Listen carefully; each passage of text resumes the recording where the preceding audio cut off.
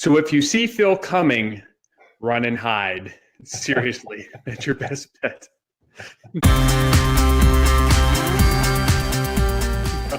Hello, everyone. Welcome to episode 9 of Fresh Insights from Fresh Faces. The purpose of today, so we're preparing for the Smash show next week. Phil, you're heading to Smash, right? Yeah, it's in Chicago, Monday through Wednesday. Super excited. Smash Senior Living Sales and Marketing Conference. So typically when people think of conferences, and conferences are amazing, what do people often think the good and the bad of conferences, right? And that's what we want to talk about today.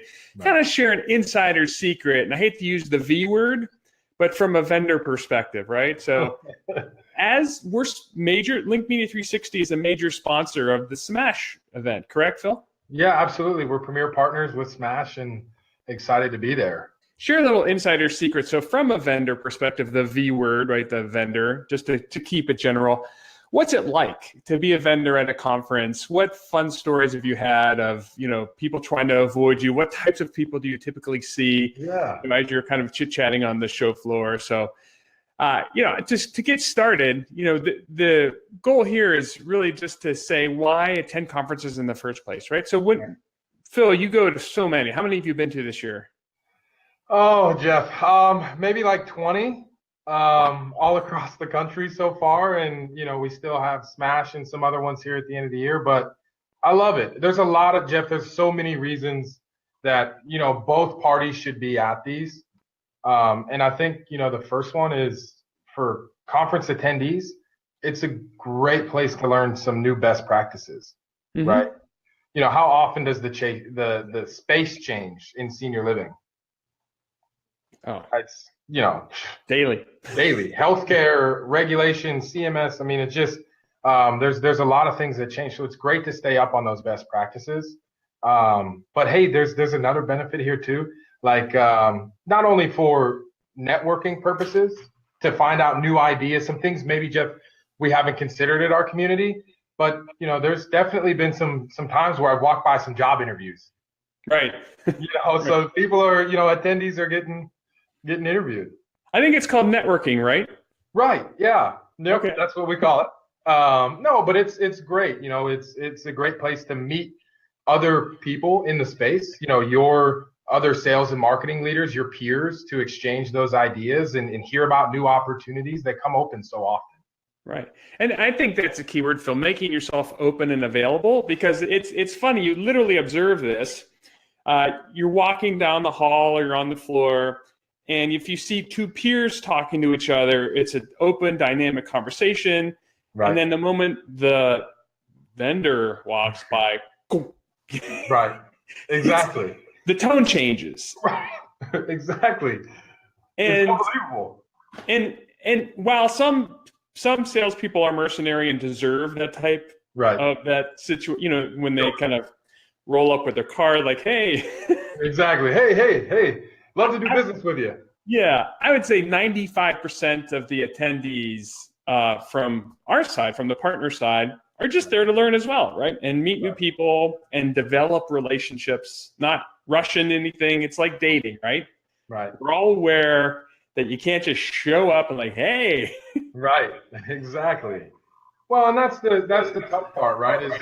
Is we want to catch up on what our clients are doing, but also we want to meet new individuals and see what's going on in the space. There may be some things that are successful, Jeff, that we'd love to learn, and there's challenges out there that we'd love to hear about, and maybe there's some challenges that our clients have as well, and we can help them overcome. So there's so much for us to learn.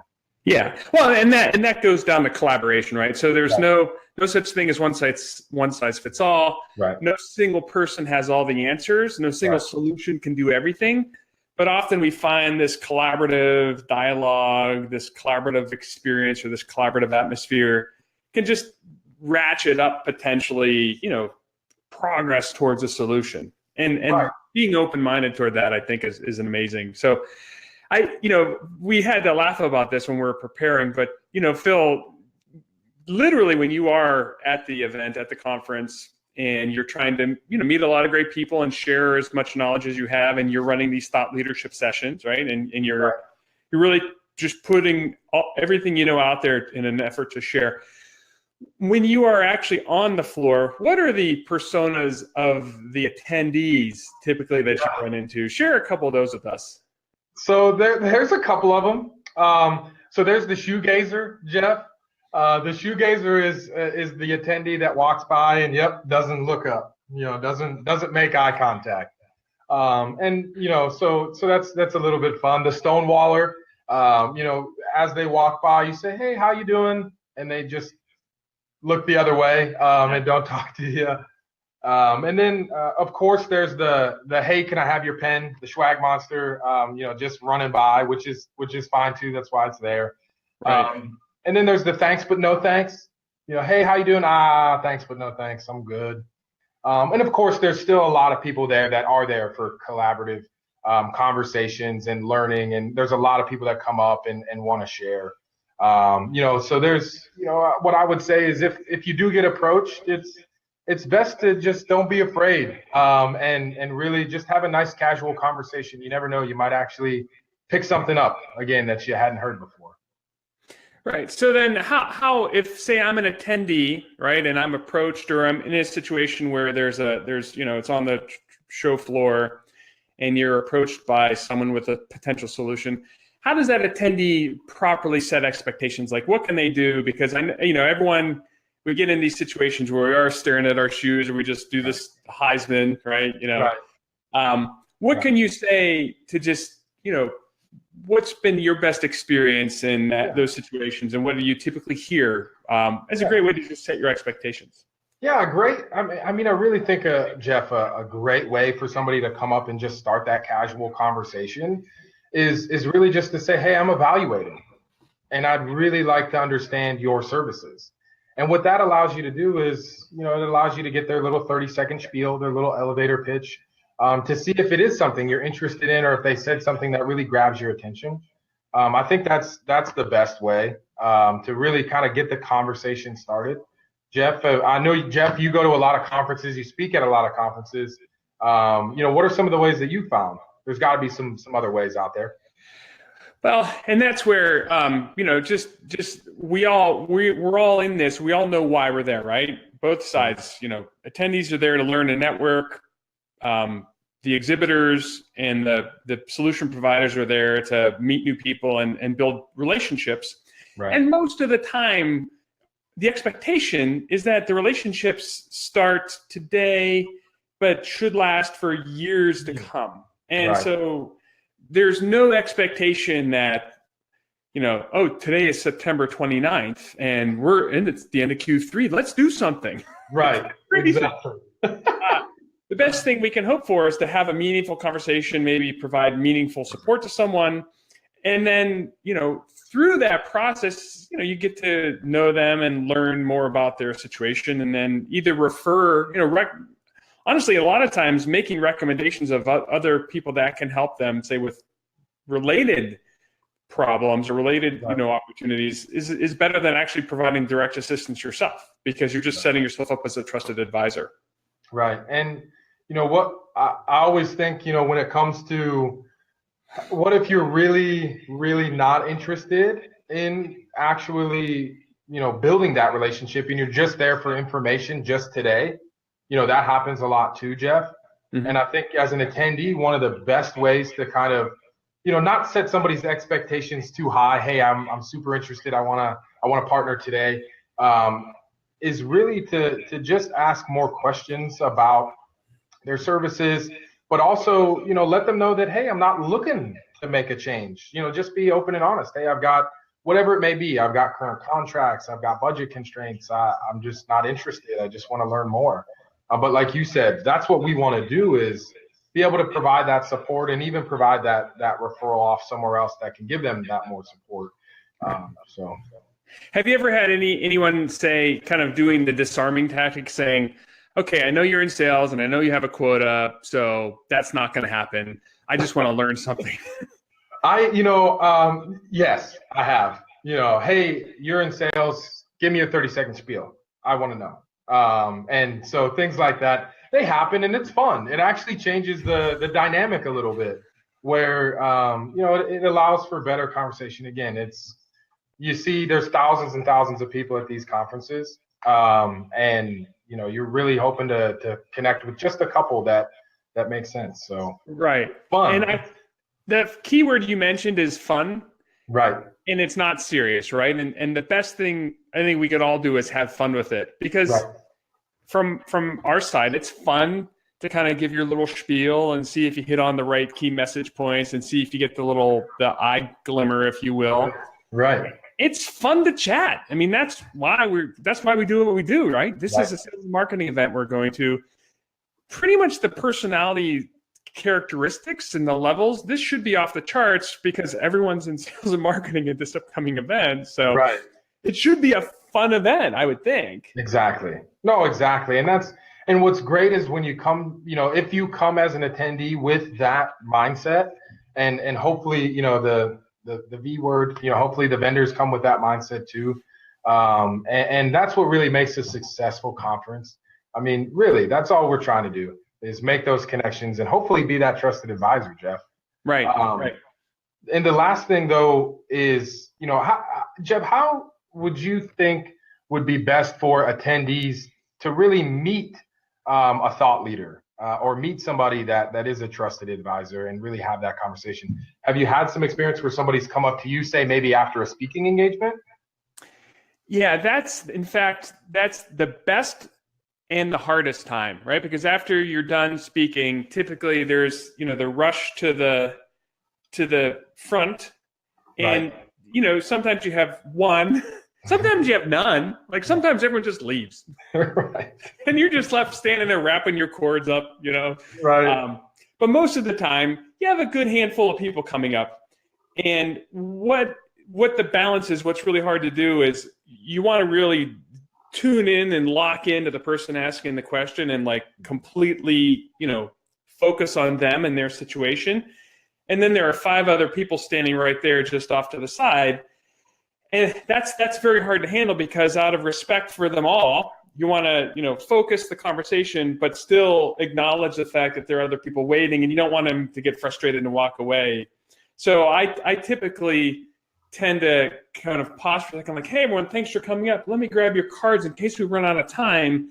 We'll make sure to connect after this because I know we have another session coming. So, but let's get back to this one individual question. And I hate to say it, and this is once again our insider's view, so I feel comfortable saying this. Oftentimes, the first person to the stage is like a student doing a research project, and they have 1,000 questions for you. And while you want to be nice and respectful and help them out, you kind of move them along. So, right. Exactly. I don't know. So what have you done in that case? Like, how do you handle that kind of low initial rush? Yeah, same way, Jeff. Is it's tough, but it's great because it allows you to really get specific on their questions. And if you're a speaker, obviously the conference has identified you as a credible source of information. So those are the people you want to go talk to. So when I get that rush, I typically try to set up, hey, let's go grab some coffee when the expo hall ends. And let's go through, this certain set of questions. So it's a great time. It's really fun to have people that engaged when you're up there speaking and have them come up to you and ask those questions. And again, that's how the best relationships get started is, they're informing you on their challenges and their questions, and you're able to help provide maybe some answers. Right. Yeah. Well, and that's good too, because these are, we're always in learning mode, right? And these are all learning opportunities. And I know another thing you often do, Phil, and I've done this as well, is as Phil, the prolific blogger that you are, right? You've been known to crank out some blogs. Yeah. And I as well, and video as well.